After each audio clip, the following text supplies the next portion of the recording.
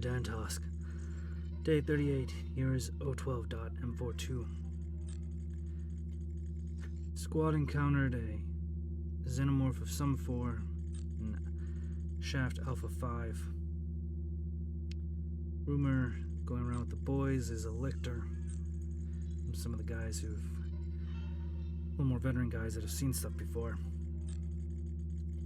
I'm going to orchestrate another squad to confirm this, so I don't like a rumor like this running around on the town.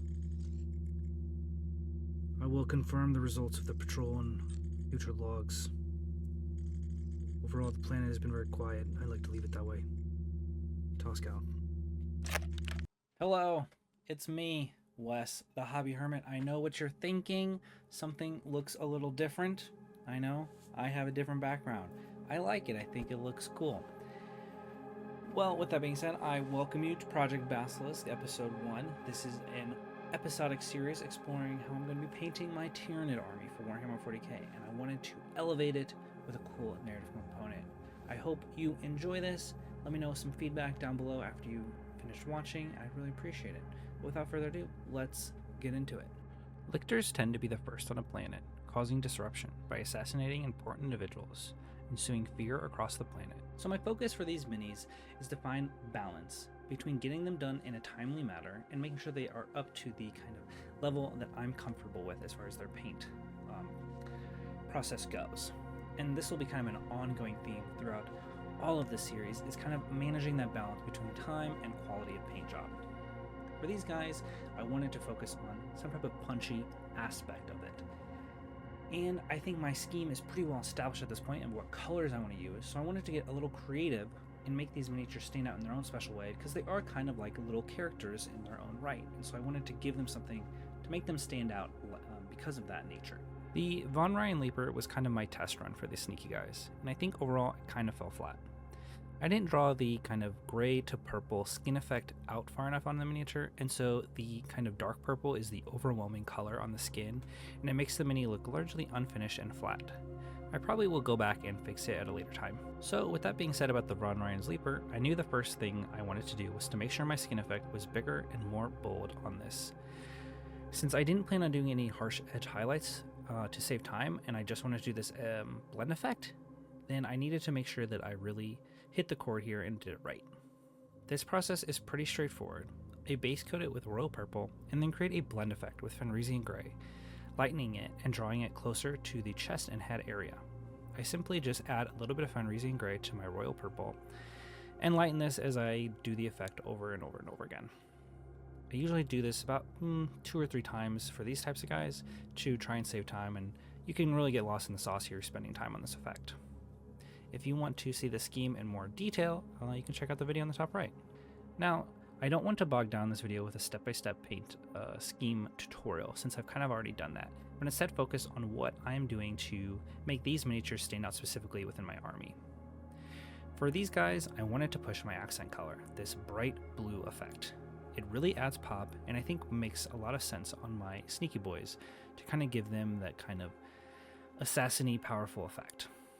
The Nero Lictor is kind of the easiest one to make this stand out on, since they are kind of a pseudo-sneaky brain bug. I have the accent in their little arm vents, and also on the edges of their blades and fingers and arms and claws and all that stuff, as well as their little tentacle faces. But the brain effect really stands out, and it really gives them a sense of energy and power. This effect starts with a base coat of pure white, and then Crocscore Scales contrast paint. The contrast paints are really vibrant, really highly pigmented, and I think work really well for these types of effects. From here, it just kind of depends on how much I want to push the highlight on it. My go-to kind of method right now is to mix a little bit of Caribbean blue from scale 75 with the white to add for a final edge highlight on my glow effects. I think overall it can help to focus on 3 colors for army schemes, and make sure that you choose 1 or 2 of those 3 colors to really stand out and pop. Brightness, in my opinion, is a great way to make things look good in a quick way, and this effect is fairly simple and really good at adding that little extra pizzazz to the miniature and making them stand out. Commander Dantosk. Day 40, date is 012.M42. 20-man patrol was sent to Shaft Alpha 5 to investigate potential xenomorph threat. It has now been 24 hours since we've Receive transmission from the squad.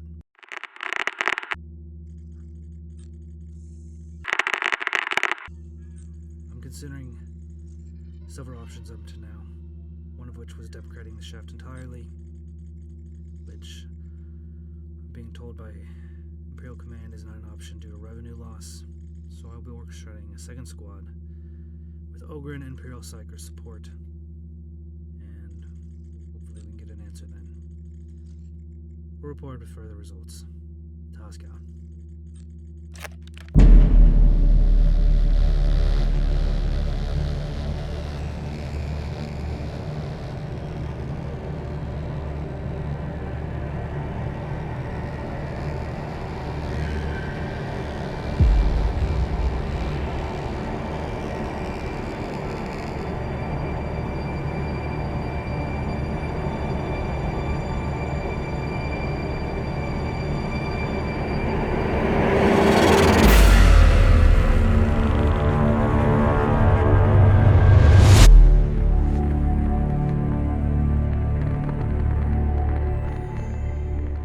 Overall, I'm really happy with these miniatures and the effect I was able to garner with my kind of highlight color.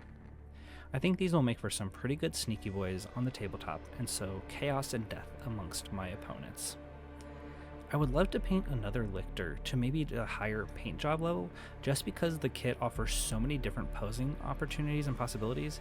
I think it's a really cool kit to go back to paint in another way or to paint to another level, as opposed to the Neo Lictor, which is mono pose, unfortunately.